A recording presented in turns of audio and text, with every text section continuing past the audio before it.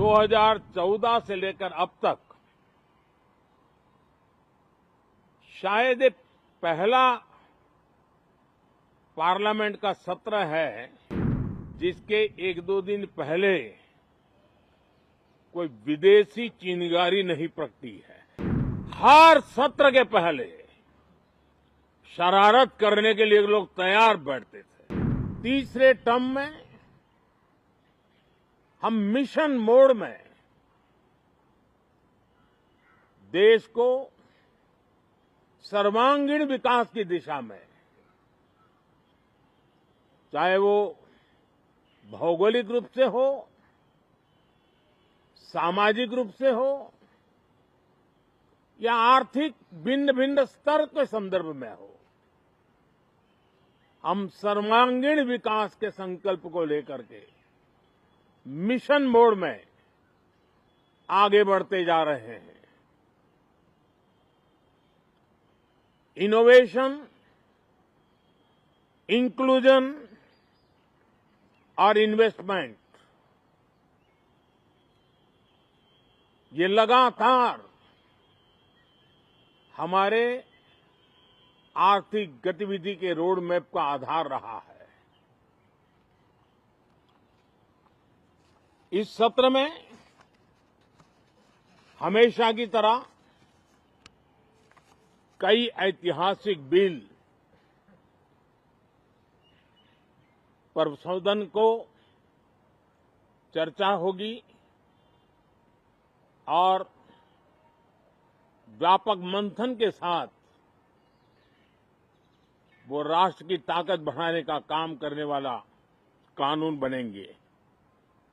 विशेषकर नारी शक्ति के गौरव को पुनः प्रस्थापित करना, पंथ संप्रदाय के भेद से मुक्त होकर के हर नारी को सम्मानपूर्ण जीवन मिले, उसको भी समान अधिकार मिले, उस दिशा में इस सत्र में कई महत्वपूर्ण निर्णय लिए जाएंगे। Reform, perform and transform. जब विकास की तेज गति को प्राप्त करना होता है तो सबसे ज्यादा बल रिफॉर्म पर रहता है। राज्य और केंद्र सरकार ने मिलकर के परफॉर्म करना होता है और जन भागीदारी से हम ट्रांसफॉर्मेशन देख सकते हैं। हमारा युवा देश है, युवा शक्ति है और आज जो 20-25 साल की आयु के नौजवान हैं, जब वो 45-50 साल के होंगे तब वो विकसित भारत का सबसे बड़े बेनिफिशियरी होने वाले हैं। उम्र के उस पड़ाव पे होंगे, नीति निर्धारण की व्यवस्थाओं में उस जगह पे बैठे होंगे कि वे गर्व के साथ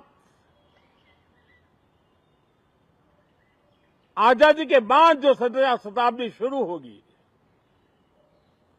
एक विकसित भारत के साथ आगे बढ़ेंगे। और इसलिए ये विकसित भारत के संकल्प की पूर्ति का प्रयास, ये अथाग मेहनत,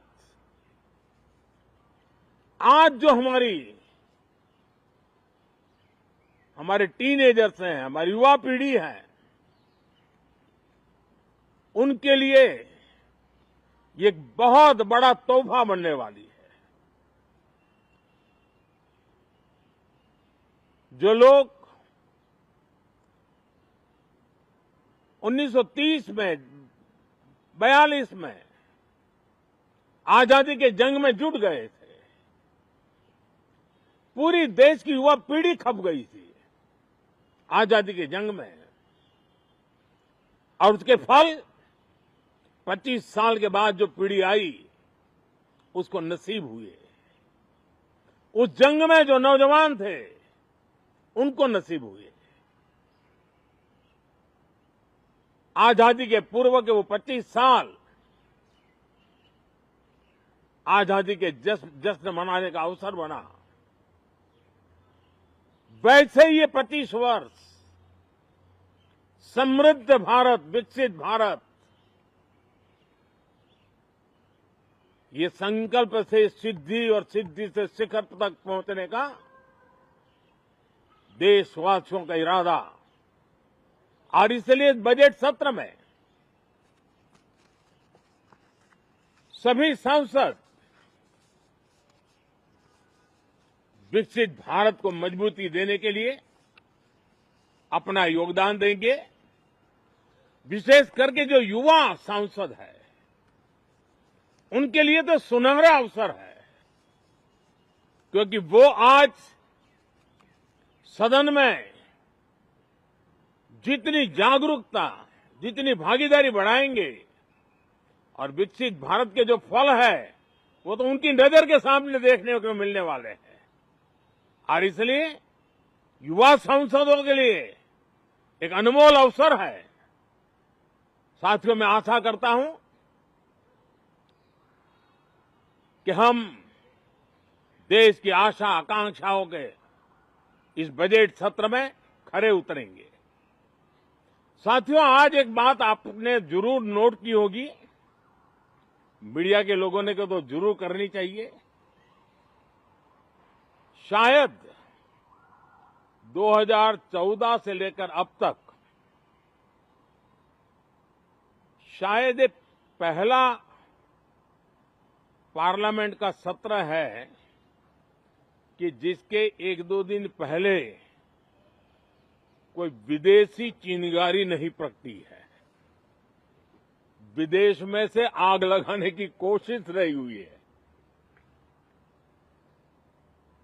10 साल से 14 से देख रहा हूं, हर सत्र के पहले शरारत करने के लिए लोग तैयार बैठते थे और यहां उसको हवा देने वालों की कोई कमी नहीं है।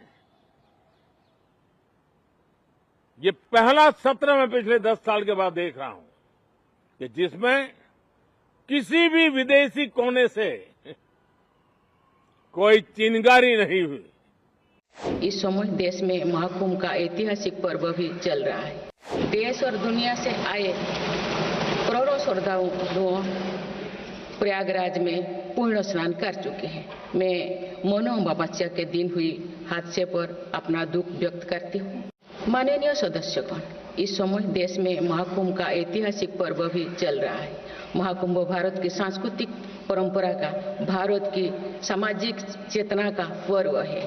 देश और दुनिया से आए करोड़ों श्रद्धालुओं प्रयागराज में पूर्ण स्नान कर चुके हैं। मैं मोनो अमावस्या के दिन हुई हादसे पर अपना दुख व्यक्त करती हूँ। घायलों के शीघ्र स्वस्थ होने की कामना करती हूँ। कुछ दिन पहले ही हमने देश के पूर्व प्रधानमंत्री डॉक्टर मनमोहन सिंह जी को खोए हैं। मनमोहन सिंह जी ने 10 वर्ष तक प्रधानमंत्री के रूप में देश की सेवा की। वे लंबे समय तक संसद के सदस्य भी रहे। मैं मनमोहन सिंह जी को भावभीनी श्रद्धांजलि अर्पित करती हूँ। माननीय सदस्यगण, भारत की विकास यात्रा की इस अमृतकाल को उपलब्धियों के माध्यम से नई ऊर्जा दे रहे हैं। तीसरे कार्यकाल में 3 गुना तेज गति से काम हो रहा है। आज